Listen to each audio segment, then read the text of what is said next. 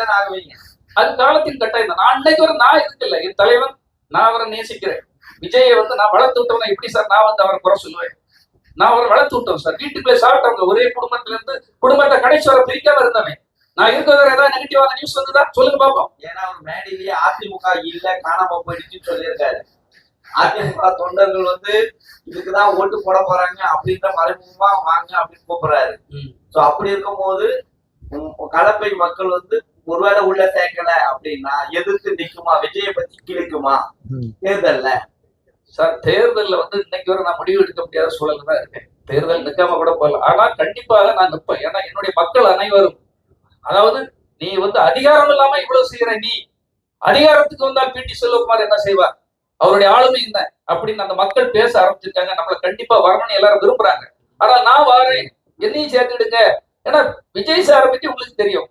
அவருடைய வளர்ச்சிக்கும் அவருடைய அந்த ஏற்றத்துக்கு நான் ஒரு காரணமாக இருந்த என்னுடைய முதல் தளபதி அவர் தானே சொல்லி சந்திரசேகரும் பேசியிருக்காங்க, விஜயும் பேசியிருக்காங்க. எல்லா மேடைகளும் உங்களுக்கு தெரியும். 9 மேடையில முதல் எல்லா மேடைகளிலும் பேசியிருக்காங்க. அப்ப அந்த முதன்மை தளபதி ஏன் நிறுத்தப்படுகிறார்? சரி, இன்னைக்கு வரை நான் என்ன அப்படி தப்பு பண்ணிட்டேன்? பத்திரிகையாளர் உங்களுக்கு எல்லாருக்கும் தெரியும். நான் அவ்வளவு பெரிய ஒரு ரவுடியா இல்ல தவறானவனா இல்ல ஏதாவது தப்பு பண்றவனா தெரியாது இல்ல. சரி, நான் தப்பே பண்ணிருக்கேன் சார், என்ன மன்னிக்க கூடாதா? அவ்வளவு அப்படி என்ன தப்பு பண்ணிடுவேன்? ஒரு படம் ஃபெயிலியர் ஆகி போச்சு சார். சரி, என்ன ஏன் மன்னித்து ஏன் உள்ள இருக்க கூடாது? எம்ஜிஆர் எத்தனை வரை மன்னிச்சிருக்காரு, ஜெயலலிதா எத்தனை வரை மன்னிச்சிருக்கிறாரு, கலைஞர் எத்தனை வரை மன்னிச்சிருக்கிறாரு, என்ன ஏன் மன்னிச்சு இருக்கக்கூடாது? கடைசி வரை அதை எதிர்பார்த்துட்டு இருக்காங்க. நான் என்ன தப்பு பண்ணேன்னு எனக்கே தெரியல. அப்படியே தவறு பண்ணியிருந்தா கூட நான் மன்னிப்பு கேட்க தயாராக இருக்கிறேன். ஏன் நீங்க எனக்கு மன்னிப்பு தரக்கூடாது? இந்த மாதிரி ஒரு வீரனை இழக்க ஏன் நீங்கள் விரும்புகிறீர்கள்? நான் எதிர்கூடாரத்தில் போய் அங்க பணியாற்ற எனக்கு பிடிக்கல. என்னை கூப்பிட்டு தான் இருக்காங்க. 3 கட்சியிலுமே என்ன கூப்பிடுறாங்க. அதுதான் உண்மை. கன்னியாகுமரி மாவட்டத்தில் தொகுதி அது உளவுத்துறை ரிப்போர்ட் என்ன சொல்லியிருக்குன்னா, ஒரு பத்திரிகையை எழுதியாச்சு.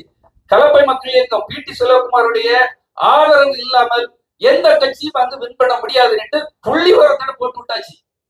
சரி, ஏன் இந்த இடத்துக்கு உங்களுக்கு என்ன தயக்கம்? யார் தடுக்கிறாங்க?